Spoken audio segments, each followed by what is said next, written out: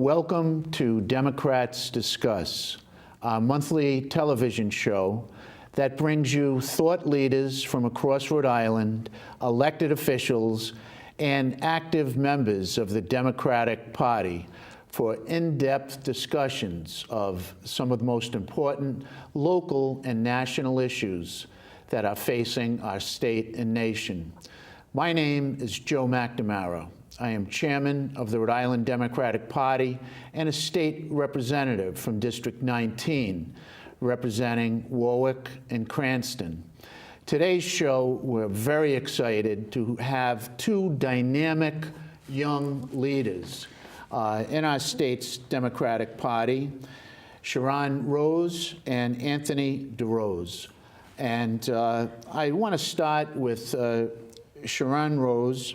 She is, and Charon, I love this, first generation Rhode Island College graduate. Yeah. And that means so much to me as a first generation college graduate in my family, because I think I probably have greater appreciation for what you went through.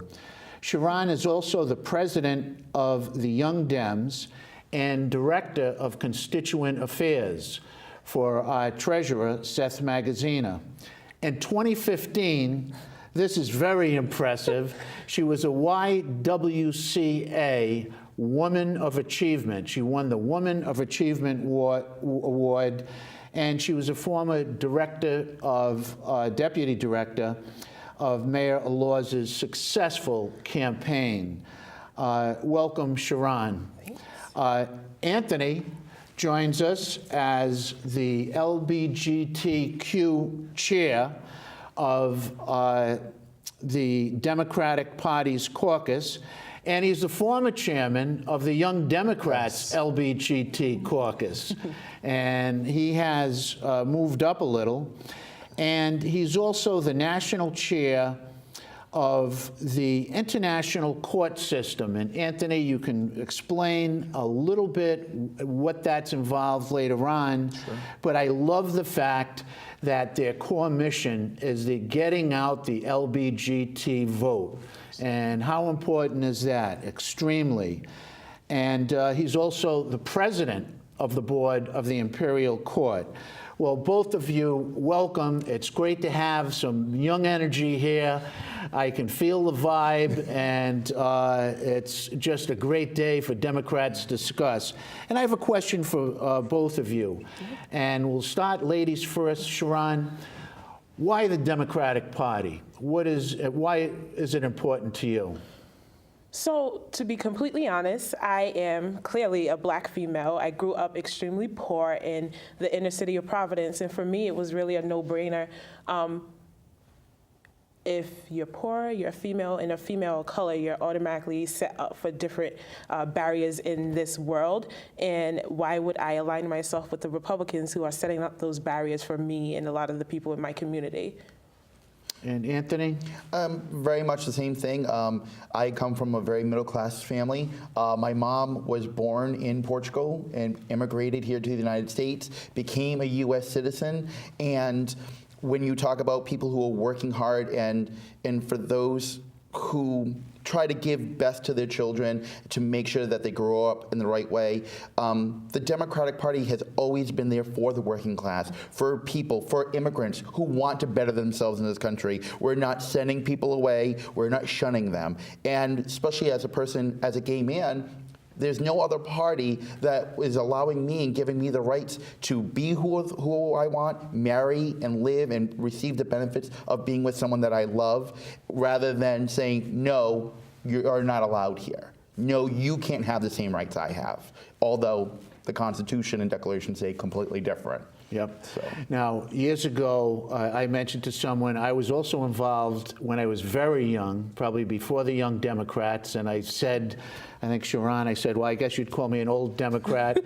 And you were very kind and said, Joe, we call you alumni. Alumni, yes. So thank you for that. Alum of the group. Alum, yes, thank you for that. Charon, what touched you about the Democratic Party? Was there a moment that really touched you to get you involved? I honestly do not know. I think growing up really in Providence, there's a lot of Democrats around, and especially in a smaller city like that, we're able to have contact with a lot of our representation. So I can't really tell you what drew me to the actual party. But at a young age, I just became really active in my community. I grew up in Chad Brown, and I just became extremely active. And through that activism and all of that stuff, I became interconnected with different politicians, and it just so happened that all of them were Democrats, and they were showing me, you know, how to become a female or how to become a woman, and how to excel as a Black female, and that's what kind of set me up to become a Democrat. Interesting. And Anthony, being a member of the LGBT community, was there a certain moment, and I know you've been with us for a long period of time, and we've both been through some of the struggles and achievements of the community here in Rhode Island. Was there a moment that moved you to get you involved? I grew up very much into politics. I remember watching the conventions on TV, and I grew up, when I moved out from San Francisco, I grew up in Fall River, Massachusetts. And we had great leaders like Barney Frank was my rep in Fall River. The great late Senator Ted Kennedy was our state senator, and many times I got to meet them, you know, both in college at UMass Dartmouth. And when I finally moved to Rhode Island, I wanted to be involved and make a difference. And that was when marriage equality the fight was really ramping up. Right. And one of the things that really moved, and I knew that this was going to be something that was really going to take nationwide, was when I was in the gallery in the Senate for the vote, and Mary Ellen Goodwin, Senator Mary Ellen Goodwin, gave her speech. Yes. And from that moment, I knew before she even finished it was going to go our way. But it was something that just made me proud to be a Democrat here in Rhode Island, and that there were people that were fighting for my rights, you know, and my community's rights. That was such a moving debate in both chambers. Yes. And I remember that our former speaker asked me, I was the lead-off speaker on this particular issue. And I went through the history of civil rights in the United States. And then briefly, I said, this is not only about marriage equality, it's about family equality. And I mentioned a neighborhood cookout in my neighborhood where two friends, two women that have 3 beautiful children, came down and were cooking sorgies out in the street. And they had 3 children, and they had just had 2 twins that were about 6 months old. And like all young parents, with all of the stuff, the gear you travel with, they were having a hard time with one. And I held one of the little girls, and it struck me, this is about our families, and this is about our children. And really, it was a very moving moment when that passed, and I'm very proud of our state for being a leader. Charon, you're the president of the Young Democrats, and I know that you have an agenda, and you're working with the college Dems. What have you been working on lately, like this time of year before an election? So we're working to build up our membership and trying to figure out what is our unique place here in Rhode Island as Young Democrats. We're in the process of a strategic plan, and we're going to all of our different stakeholders to really inquire what we can do for them, how they can help us, what do they see the Young Democrats as, and so we're really working on that. And then we're gearing up for obviously different representative races, different Senate races, but more importantly, the presidential race. And so you know, we're a Young Democrat organization, so we have individuals who are for Hillary and some individuals who are for Bernie, and so we're all working towards a better future, and some of us are door knocking for Hillary, some of us are door knocking for Bernie, but we're out there doing our civic duty, and I'm really enjoying it. I know, Anthony, I know you're enjoying it. Absolutely. And so that's what we're working on right now, but we have 2016 on the horizon, and getting out there in the summer to go door knock, to make some phone calls for different seats and different people, and getting some really good people elected. Now, your predecessor, Kristen Fox, has just been elevated, and she is involved with the National Young Democrats. Yes. How does Rhode Island tie into that? So that's another piece of the strategic planning process, really figuring out how we also align into the national umbrella of the Young Democrats of America. Christina and her team are really in a unique place right now as well, because they're in a transformative phase as well with the actual national organization. So they're reorganizing, rebranding as well. But we're lucky enough to have a vice president right here. Right. Yeah, so Christina is a vice president of the organization. And so we're lucky enough to have a pipeline right to the top of all of our ideas, all of our suggestions, all of our concerns. And so that's really been helpful with us when we're trying to figure out at a local level what we want to do and what we want to be. Now, I was in New Hampshire recently, and Portsmouth, and my son lives right outside of Portsmouth, and we were talking about the campaign, and he said, "Dad, young people have been coming to New Hampshire from all over." Mm-hmm. I know that we had buses go up and on both sides mm-hmm. for Bernie and Hillary, Secretary, and Hillary Clinton and Senator Sanders, mm-hmm. and the enthusiasm for the young people for both of these candidates was phenomenal. Have you seen an increase in activity within the Young Democrats in the party with this presidential campaign? Definitely. So I actually went up a few weeks ago with the party and Annie and a few other good friends and went door knocking. But there is definitely some energy there, because a lot of people, including me, are afraid of the alternative, which is the Republican Party, which is at this point Donald Trump, which is baffling to me. Right. And then you have Ted Cruz, who is equally as baffling to me, right? And so I think just the alternative is galvanizing a lot of us to actually get out there just as much as we did in 2008 for President Obama, for whatever candidate that we are supporting. Wow. And now, Anthony, your position as chair of the Democratic LGBT Caucus, how does that work for you? And I know, I'll tell you, as chairman of the party, I appreciate, one thing that I really appreciate is your enthusiasm. Anytime we need anything, we say, let's call Anthony. So, Anthony, how's it going? It's going really well. I see the role of chairman of the LGBT Caucus is that I'm kind of the resource for the state parties, candidates, and office holders on issues that affect the LGBT community. And it was very instrumental during marriage equality. But as we go forward, there are other issues in our community that are going to need to be tackled: transgendered rights, LGBT homeless. In some places, job discrimination. Mm-hmm. You can get married on a Sunday, and you can get married on a Sunday and be fired from your job on a Monday in other parts of the country. So we're focusing on issues like that. Another thing that we're hoping to do is making sure that we get members of the LGBT community to go out and vote and register to vote. As someone who's in the community all the time and just interacting, you meet a lot of people. It's like, oh yeah, I like Hillary, or I like Bernie. Well, can you vote? Oh no, I'm not registered. Right. Well, you need to register in order to be able to cast your voice and have your voice heard.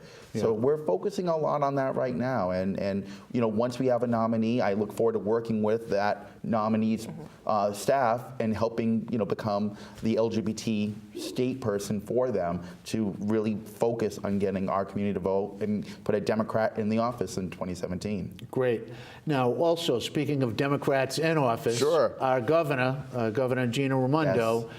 Recently had a group assembled. Now, was it a formal group that she brought in, Anthony? Could you just talk about that a little bit? Sure. We were, members of the LGBT community were contacted by the governor's staff to come in and discuss some topics that that many of us had concerns about, or stuff that we really wanted to be addressed. It wasn't it was very much a sit-down meeting, informal. We really didn't know who was invited, so we just kind of got there and saw who showed up. But I thought we had a great conversation, and we're able to express the different things that we would like to see happen. Yep. And I can certainly say on my end, I was very appreciative of the time that the governor gave. I've been in Rhode Island for at least 2 other governors, and that's the first time that I've known of members of the LGBT community be invited to the governor's office to sit down and say, how can my administration help you? What is it that I need to be aware of? And she was very concerned, and I look forward to going back and having that follow-up discussion to see what else she can do. And I think that was great. amazing for our governor. And I find today, especially with young people, as a retired high school administrator, I remember 4 years ago, around this time, a little bit later in March, I'd start wearing St. Patrick's Day ties. Sure. So at the beginning of March, I went in and I had this tie that was a rainbow, and then at the bottom of the tie is a leprechaun with a pot of gold. So I went into school early, usually would start around 8, I'd be there at 7:15, and regardless of how early I would get to school, there would always be kids, high school kids, waiting for me. So this day I put on that tie with the rainbow and pot of gold at the bottom, buttoned my coat, got out of my car in the parking lot, walked in, and one of the kids on the basketball team was about 6'6", came over and put his arms around me and said, "Hey, Mr. Mack, love the tie. That's great." He said, "I'm proud of you," Not a clue, Anthony, sure. Not a clue. I'm walking right outside of the school. There's a group of young students. "Hey, Mr. Mack, great tie, great tie." And I'm going and I'm saying, boy, this is nice. The kids are really receptive to St. Patrick's Day. And then I looked at myself when I got into my office and I said, wow, what a great message that the kids had just sent to me. And I find it very supportive, especially young people today in school are very supportive of their peers, and many of the hardships that students, when I was in school, even 20 years ago, would go through. Hopefully those things will not happen again. Absolutely. I mean, times have certainly changed. I know for me, I came out during college, but kids are coming out younger and younger, in middle school. Yeah, and, right. And I know that working with some people over at Youth Pride, Rhode Island, I'm pretty sure there's a GSA, a Gay Straight Alliance, in almost every high school in Rhode Island, and now they're starting to go into middle schools, which is great because these are resources that I know didn't exist for me when I came out. So it's great that we are leading that to make sure that we can make our students feel welcomed and get an education without being fearful of who they are. So it's very important. Absolutely. Now, nationally, the Democratic National Committee has requested that every state have an outreach program. We have a women's caucus, the Disability Caucus, Latino caucus that is very popular, African American caucus. How has this influenced some of the work that you're doing, being part of this national DNC movement, Charon? At all? No, for me personally, I'm a hyper-local type of person. Yes. And so I'm more worried about the things that are going on in my backyard and the things that are going on in my neighborhood. That does not say that I am not aware of the policy issues going on in the country and in other places of the country. But to say that I'm really connected to the DNC, no. I think it's great. I think it's a great outreach by the DNC to do this. But like Sean, local, as Tip O'Neill said, all politics is local, and it's always important to know what's going on in your own backyard. But it's also great, and the fact that I can interact with someone on the DNC about, well, what can we do here in Rhode Island, or how can I, as the chairman of the Rhode Island LGBT Caucus, help maybe someone in Texas during their primary or whatnot. It's great to be able to have that connection to see how you can help your fellow Democrats across the country. It's a great larger time. than yourself. Yeah. And Charon, I have to ask you this. Going up to New Hampshire for Rhode Islander when I was young, the first presidential campaign I got involved in, my inspiration was John F. Kennedy. It was huge for us for many, many reasons. And Rhode Island, my family was very vested in that. I was involved in it. What is it like for a young Rhode Islander taking a bus to New Hampshire?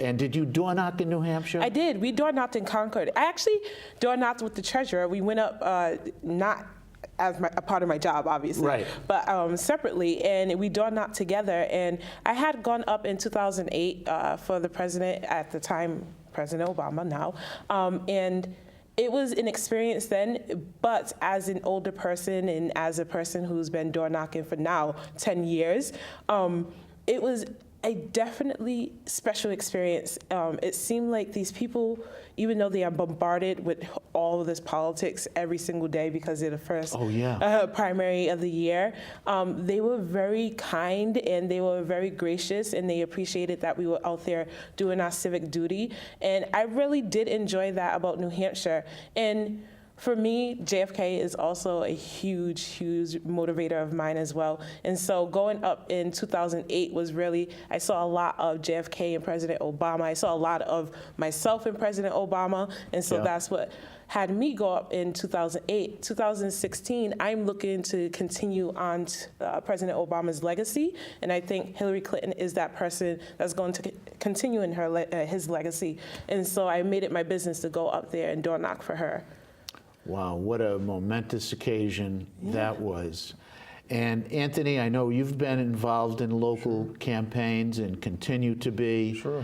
Have you had any experiences that were hallmarks while campaigning? I recently went up to St. Anselm's College in December for the Democratic debate. And as part of the outreach with the DNC, and I went up with my good friend Michael, and we were 2 rows behind Mayor Alorza and Marissa O'Gara, and it was such a wonderful feeling to be witnessing this great debate with 3 great Democrats, senators, of course, Secretary Clinton and Governor O'Malley, and just to listen to them live and feel the energy in the room of how people reacted to it. It was a wonderful experience.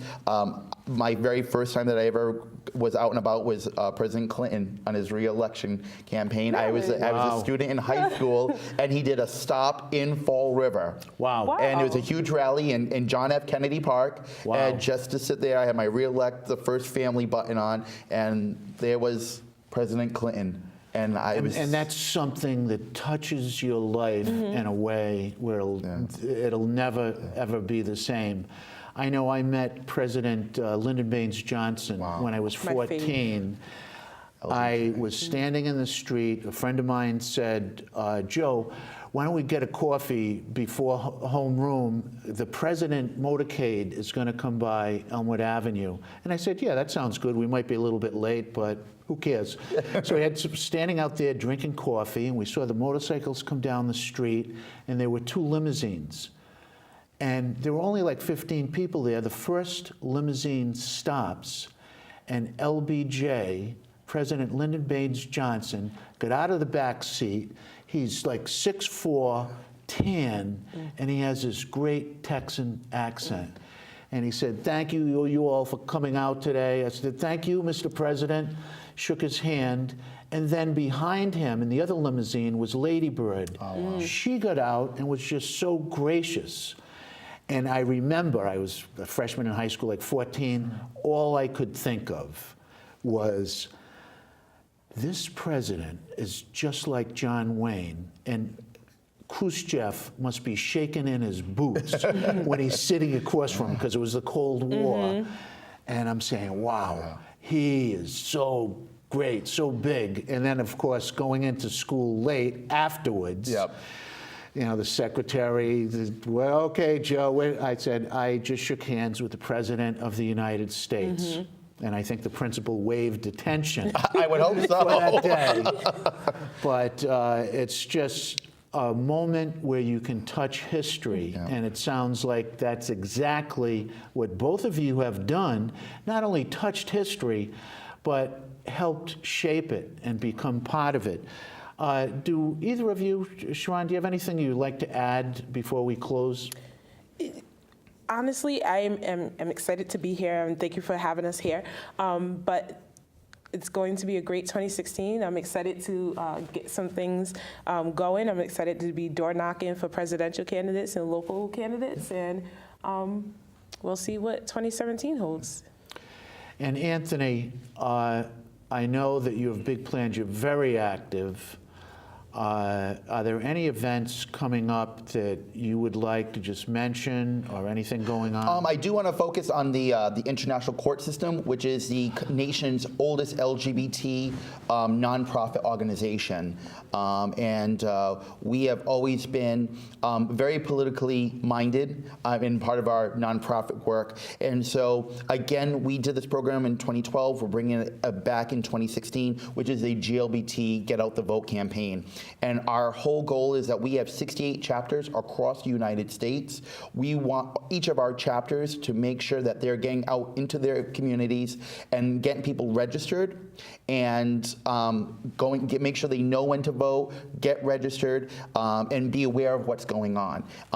So we've provided all of our chapters with information, linking them to usvoterinformation.org, and that has every deadline for every primary that's happening in 2016. Wow. And it'll connect them with links to their Secretary of States so they can go and register online and be ready to go, learn about mail absentee if they're not going to be around. We want to make sure that the LGBT community has a very high turnout, because this is an important election year. And again, it's so important now with the vacancy on the Supreme Court. Oh, yes. You know, that's going to be very important. And with 2017, we need to ensure that the equality that we have now remains in 2017. Hopefully under a Clinton administration. Yes, and especially that Supreme Court appointment is so critical with so many decisions. And if we have any attempt at overturning Citizens United, which allows that dark money and those billionaires to influence political decision makers on every level, including local campaigns. Absolutely. And I know that the Imperial Court, you do have some fun events. It's not all serious. No, we don't. We do have our annual coronation ball, which is coming up in April at the Biltmore in the Grand Ballroom. I'm very excited that we are actually going to be bringing in our Queen Mother. She is the titular head of the organization, Nicole the Great. She is the Queen Mother of the Americas, but she is also San Diego City Commissioner Nicole Murray Ramirez. Really? Yes, and so she is in her 10 years, in his 10 years of being our Queen Mother, has never visited Rhode Island. So I made it a point. I said, then Queen Mother, you need to come to Rhode Island. Yes. We have some wonderful people, and you're gonna love it. So I've already arranged a tour at the State House for her to the Secretary of State's office. So I look forward to having her there, and hopefully you'll get to meet her. Make sure you connect her with the treasurer. I will make sure. The treasurer. Well, ladies and gentlemen, thank you very much for tuning in. I would ask you to any questions or comments, please visit our website, Rhode Island Democrats @gmail.com. Please remember that we all do better when we all do better. And as Democrats, that's what we believe in, bringing people along with us. And get involved and make a change. The ability to do that is in your hands. It's the future of our state and country. Next month, we'll have Treasurer Seth Magaziner as our guest, very special guest. And we'll be talking about some of the policies, our state pension, and the good work that Seth Magaziner is doing, particularly relating to adding transparency to that office. So with that, thank you for tuning in, and have a nice evening.